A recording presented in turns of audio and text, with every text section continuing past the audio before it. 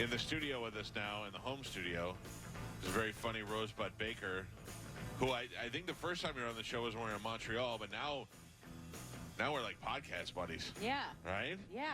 We've really bonded over the quarantine. I know, but I think this has been good for comics. You get to do, first of all, you get to see how hard it is to do radio. Yeah. And then and deal with, and try to get the pressure.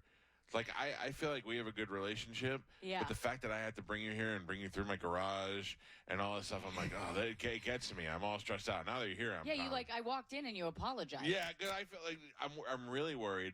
I knew you'd be cool, but I'm really worried about the Paulos here tomorrow. And then he's going to come in and go, Jesus Christ, I don't walk down your garage and you got your friend. And I was having my kitchen redone, so a lot of the stuff from there is in my garage. So it's like the worst time to be here. Yeah, I don't know. It's awkward. Now you're in here, it's okay. I mean, listen, you're acting like I don't podcast from my own living room. I know. That's true. Well, some of these podcasters, these comedians, I want to go. First of all, you look at Bobby Kelly. He's the king of Zoom. He has the best camera, the best background. Yeah, the self-titled king of Zoom. But I mean, he really looks the best for as unattractive as a man as he is. He looks fantastic. It's unbelievable.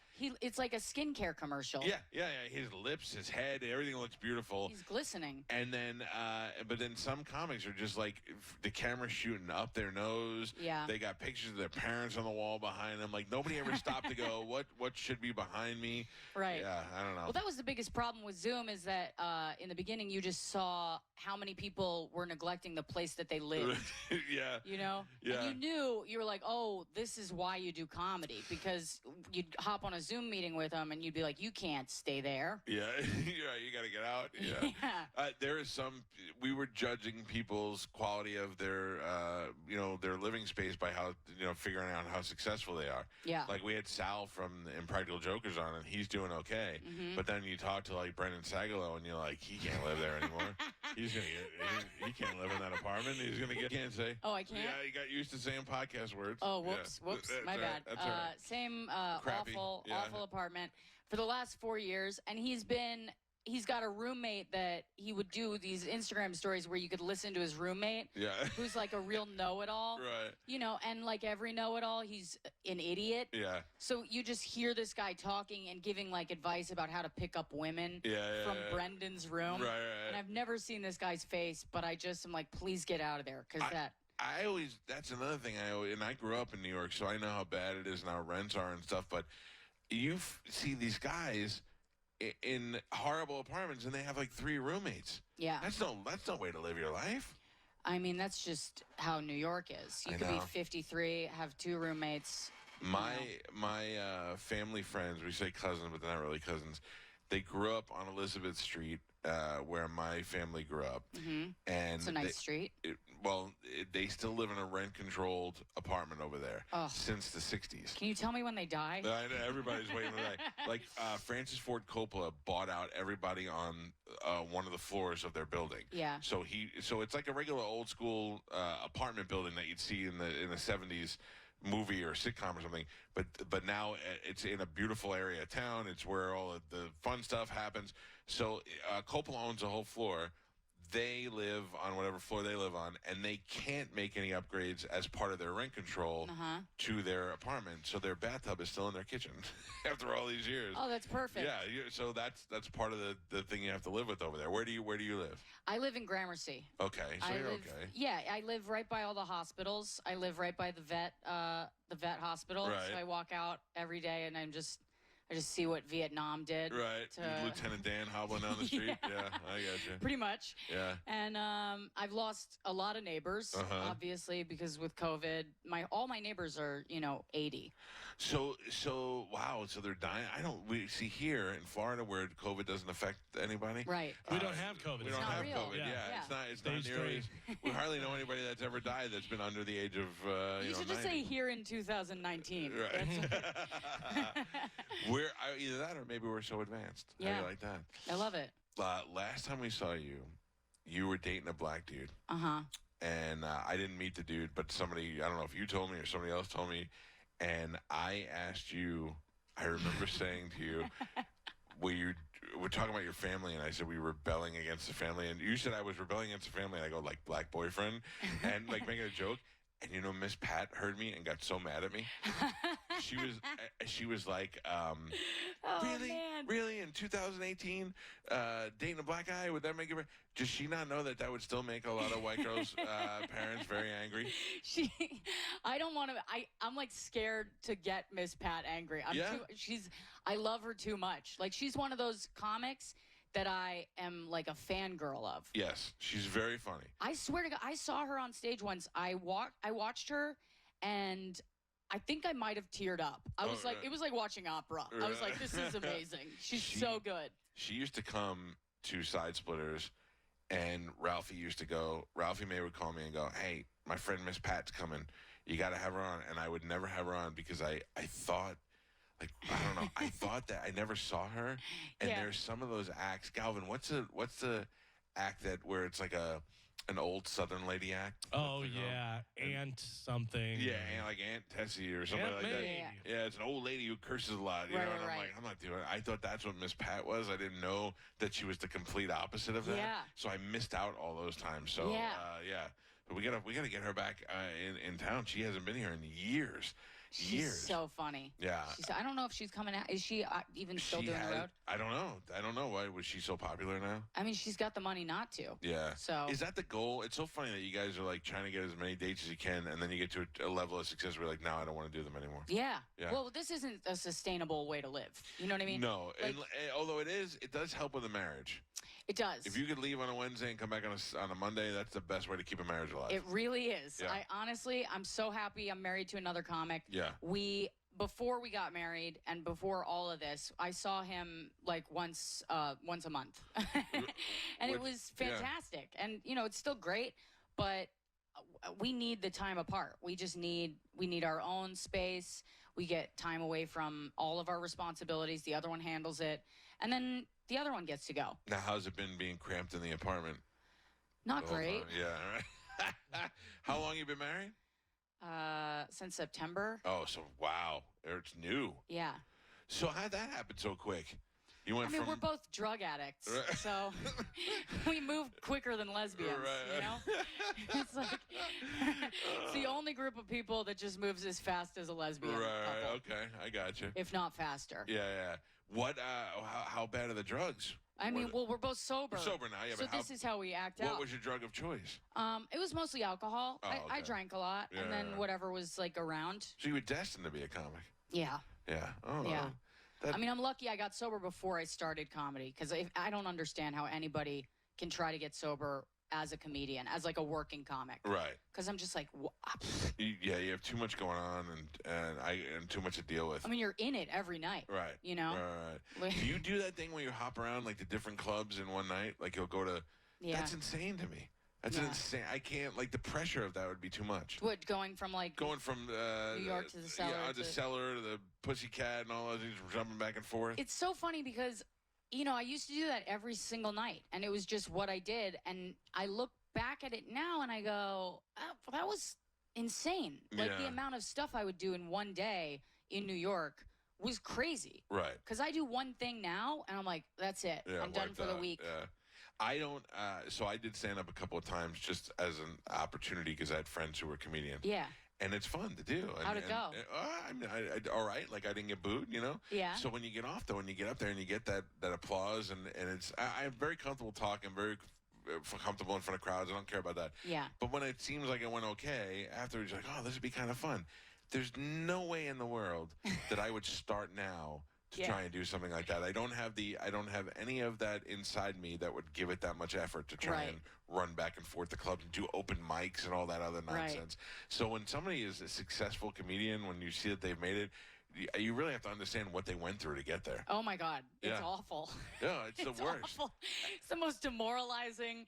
I would stand in the snow during the polar vortex in New York City. It would be negative 13 degrees. My bones would feel like metal. Right. And I would be barking to try to get 5 minutes to do, just 5 minutes of my awful material. So we learned from Crashing that the way that works is you go out there and you you get people to come to the show, you give them tickets or whatever, and then they come to the show, and if you do enough people, then you get the time to go do it, or you get the time for exchanging for barking. Yeah, basically. Yeah.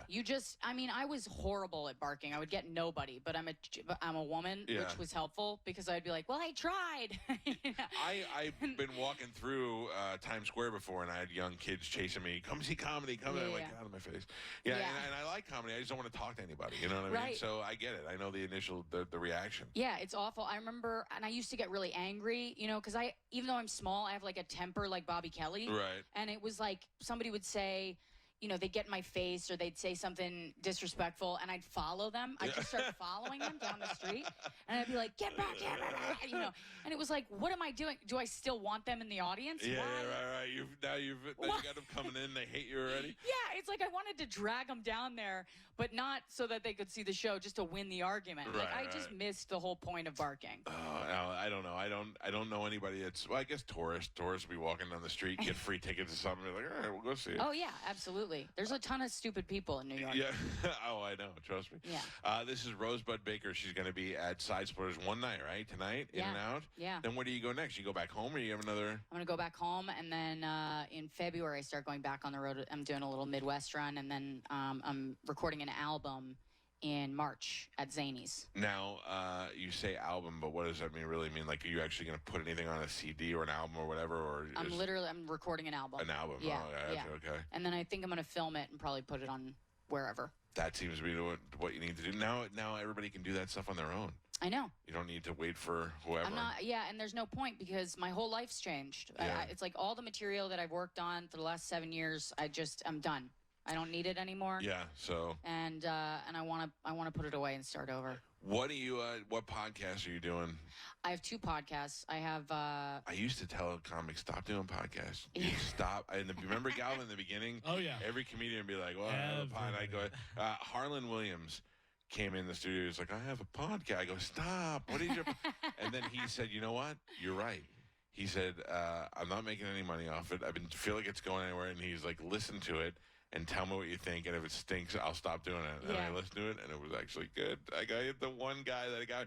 He was completely opposite of what he comes across as. He was he was opinionated. Yeah. He was saying things that you don't have to worry about saying these days. And then he did weird characters, which you expect from him. Yeah. And I thought, all right, this guy actually has a good podcast. I need you to do the same thing for me. I will. I totally will. I have 2, and I need to know which one to quit. Okay, tell me which ones. Tell me which one to do. I'd be happy to tell you. So I have 2. One is Devil's Advocate with Rosebud Baker. That's on All Things Comedy. Okay. And then I've got. So give me the premise of that. That one is talking about all the bad things that have happened and how they make us funny. Like how it's basically the flip side of bad stuff. So the good stuff that's come out of bad stuff. Okay. And then that's sort of like the thing that I'm doing. Do you are you like, I want to tell you about this one time where I did this, boom, boom, boom, but now I'm stronger. It's funny because sometimes I'll bring somebody on and I'll have a guest and I'll talk to them about their life, and then other times I'll just do it myself and it'll just be me talking. Now does that come out good? Because like whenever I do an Instagram live, I go, I'm in my car by myself in Carline or whatever. I'm like, all right, I'm gonna pop on and do this.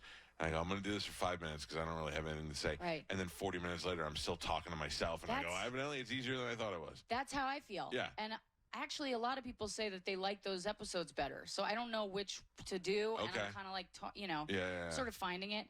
And then I have another podcast with my husband called Find Your Beach. And it was like, we started that on the first day of quarantine as just a Let's whatever. do something, yeah. And then we were like engaged 3 days later. Oh. And so the podcast has kind of just been our entire relationship from the first day of quarantine all the way through to now. Now, the one time the two of you were on my podcast together with Bobby, I wasn't there, and everybody was telling me how great it was. I feel like we need to try and do that again. Yeah. I always have.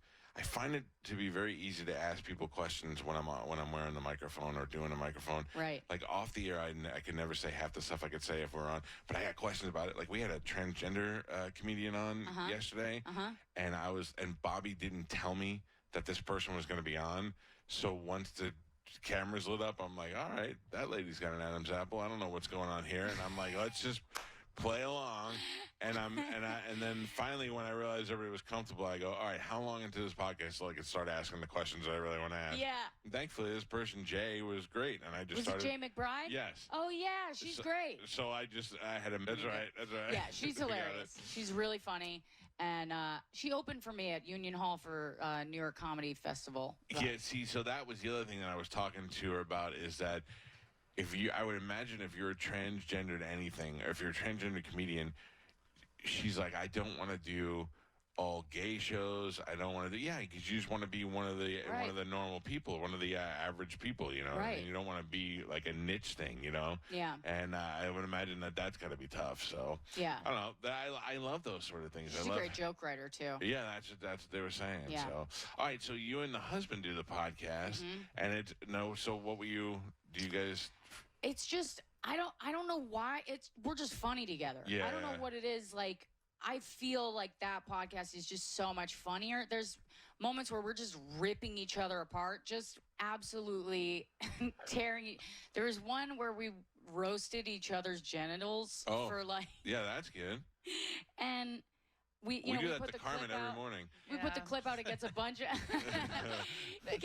of like views, and people find that really silly and funny and a lot of fun.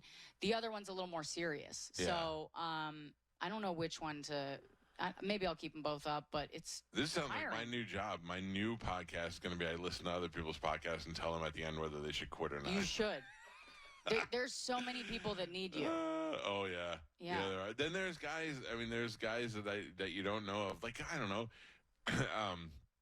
What's his name? Greg. I forgot his name already. He does like nerd podcasts where they'll talk about the Mandalorian and stuff, and I'm like, ooh, I'll watch that. But then I don't think anybody else should be watching that. Who is it? Greg. Is he from New York? Yeah. With the mustache. Oh, I don't know. Yeah, you'd know him if you saw him. I can't think. Yeah. Him and Mush do a podcast together. It's just like those guys who are just doing the specialty ones, but they're always going to have an audience. They're always going to have a crowd of people that listen. For sure, yeah. I didn't want to do any kind of specialty thing. I was like, every time I've started a podcast that was a specialty podcast, I've gotten sick of the thing I was talking about within 6 months. And I'm like, forget this. I don't want to talk about it ever again. Yeah. I used to have a podcast entirely about Justin Bieber. Yeah, but then how long can you do that Is for? it still up anywhere? Oh, Yes. Carmen gets so excited. It is. It's called Two Less Lonely Girls. We like found him on the street. We stalked him and we found him on the street. Shut up. Yeah. And how did you find him? We had somebody that we knew who used to work for TMZ. Okay. Told me he was at the Bowery Hotel. Uh-huh. And I did this with Corinne Fisher. And I was on my couch that night, literally in my pajamas. I got in a lift. I go to the Bowery Hotel. Justin's there with Haley. And it was like right when they'd started dating. And he comes out. And I'm like, Justin. And he's like, he's ignoring me. And I know he can hear me. Yeah. So I don't even know what happened. My hand just reached out and I just watched it. Like, it's never looked so big. And it just like grabbed onto his shoulder.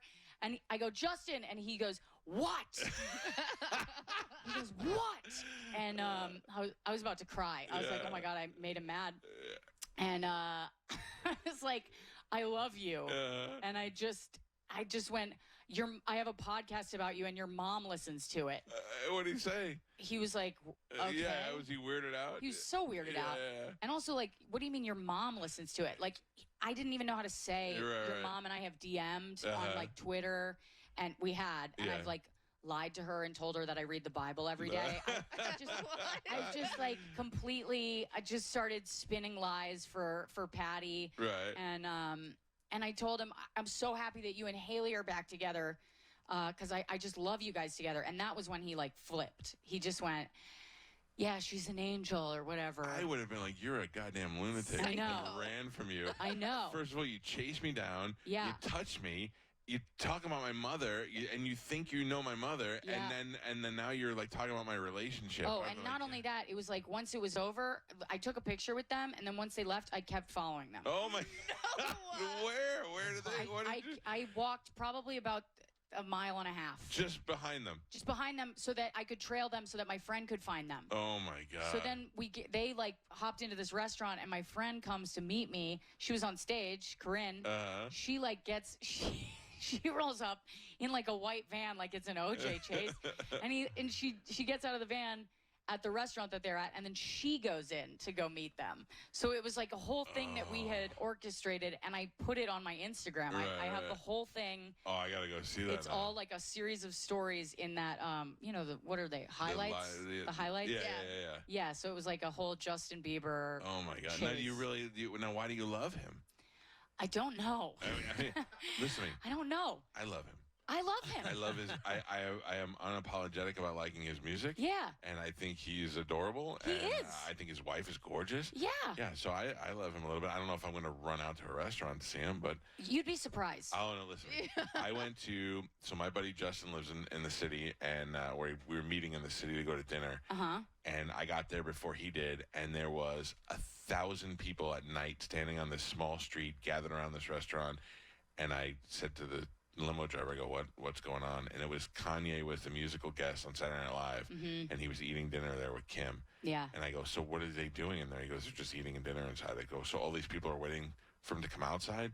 And the guy was like, yeah. And I went, oh. And I just turned around and walked away. I have no interest whatsoever. No, I don't care. Yeah. If it's Kanye and Kim, I'm like, bye. No, I mean, like, even if it was Justin, there's no way I'm standing there and staring at a building till they come outside, even if it's Bieber or whoever it is. Honestly, I don't know what it is about. I've never been like this. Yeah. But Justin, I'm like Beatles. It's like crazy. I like love him. I don't know how old you are, but for those of you listening, Rosebud is not 17. I'm too old to like him. Right. Like you like him sexually? Like you're like, I want to ravage him? Right? He's just like a little boy that you want to hug. I would breastfeed him. Yeah. I would do that. Right. You want to nurture him. Yeah. I I want to nurture him. I want to make sure he's okay. Oh, Carmen wants to jump his bones, though. Yeah. Right, Carmen? Him and Drake are like my dream team. Yeah. That's a weird dream team. It's so funny because they've worked together a lot. You know, Drake was in the Baby music video before he was like huge in America. Listen to you two. Carmen, maybe you just love Canadians. I am from Michigan, so I'm used to it. You guys have a lot in common. Carmen dated a black guy, then switched out and went to a string of white guys. Now back to the OG black guy. Oh, really? Yeah. The ex? So he wasn't really an ex. It was like just a long time ago when I first moved to Florida. And then he had to move away for work. So it ended all out in good terms. There was no that's great. Nothing bad happened. And he just recently moved back into town. Oh. And he's single. He's newly single. I'm newly single. And it was like, let's see where this goes. He moved back into town and moved back into Carmen. Yes. Yeah. I was going to say, when you say town. Yeah, we know about the village. Yeah. See, I went back to white guys permanently. I'm married now. Yeah, well, you say that permanently. You never know what's going to happen. I mean, I'm hoping some, opportunities arise. Now, the black dude, I have a question about this. Where do you meet him? Was he a comic too? He was also a comic. Oh, see, that's why. So you like the guys that you're around.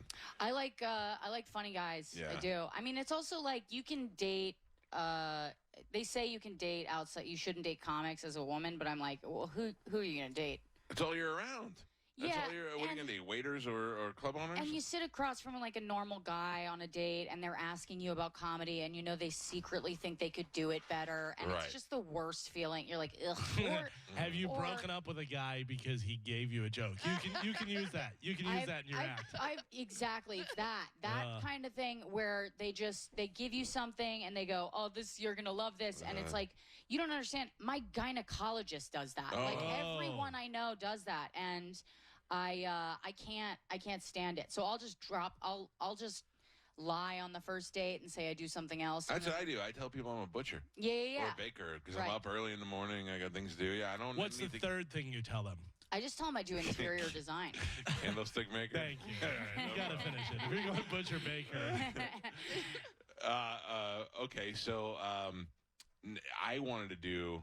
Before everybody was podcasting, before I ever did a podcast, I wanted to do a podcast, and I thought that there might be a possibility that I could do a podcast with my wife because she's surprisingly funny. Yeah. And then Galvin made me feel so bad about it, I could never. You're welcome, America. Not just America, it's international. Thank you.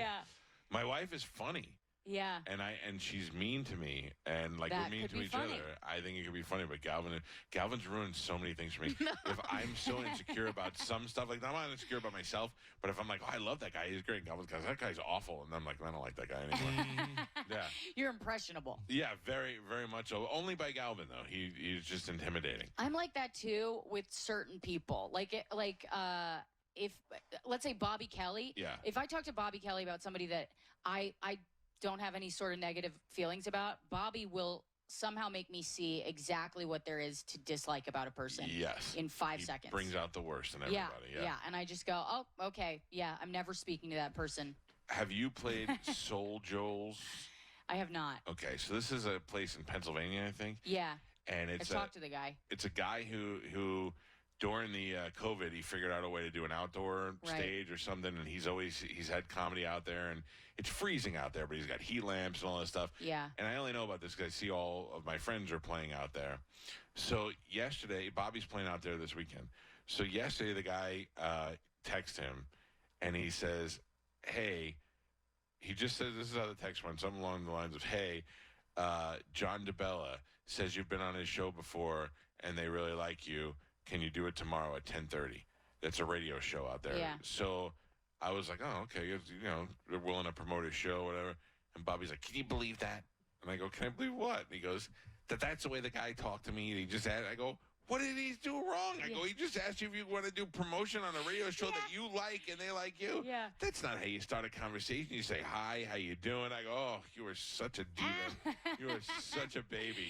You know what, though?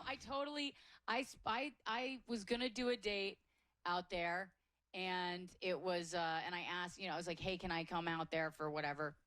And he goes, during the winter, it's been a little tough. Maybe we can do a door deal. And I was like, I'm not doing a door deal for your outside show. For your shanty. Is there a door? Yeah. I was like, there's no door. And so I didn't respond. And he was like, he sent an email a couple of weeks later being like, following up on this. I was like, following up on what? On your door deal. Like, I'm not doing it. And I was just like, absolutely not. So it's one of those things where I'm sure he's a nice dude. I don't but know him, it was like, bye. Yeah. Forever. He clearly should not be doing his own texting, is what I've learned. Yeah, I was like, you need someone to handle your emails because that is absolutely not. Well, listen. For a tent. Let me let me tell everybody you can go tonight only at Side Splitters 960-1197. Is it one show? Yeah. That's it. One show. Get in and get out. Yeah. Go see Rosebud Baker. She's very funny. Check out her podcast. I'm going to cancel one of her podcasts, so I would go check them out now. And what are you on Instagram? Tell them they can let me know what they think. It's Rosebud Baker. Yeah, on Instagram, Rosebud Baker, and go look at her. I can't wait to go check out your highlights to go watch your Justin Bieber stuff. What now?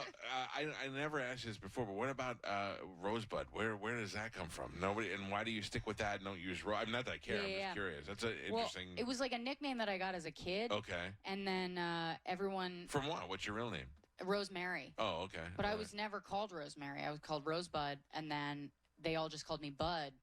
And when you grow up as Bud, you don't want to be a Bud. Like, it changes your personality. Yeah. What's up, Bud Baker? Rosemary would have been a completely different person. I mean, Rosemary wouldn't have been a comic. Yeah. So I'm like, Rosebud is what I went back to when I got to college, and I was like, that's more feminine. Yeah.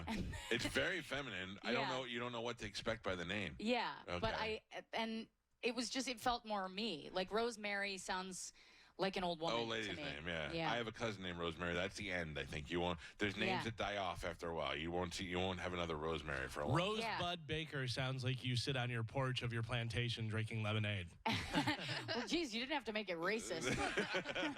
You didn't have to throw a plantation Are reference all in there. plantations bad? Yeah. What if it's a plantation Yes, they are. full of plantains? You could just say porch smoking a cigarette. I feel like I'm going to go into Snoop's weed shop and they'd be like, try my Rosebud Baker. That's what I feel like. That is the name of a strain. It does sound like a strain, yeah. Well, I appreciate you getting up early and coming in my garage. Thank you. Thank you very much. Yeah, it was Go fun. see Rosebud at Side Splitters, 960-1197 or sidesplitterscomedy.com to make reservations. And check out our podcast and our Instagram, and I will cancel one here in the next couple of days.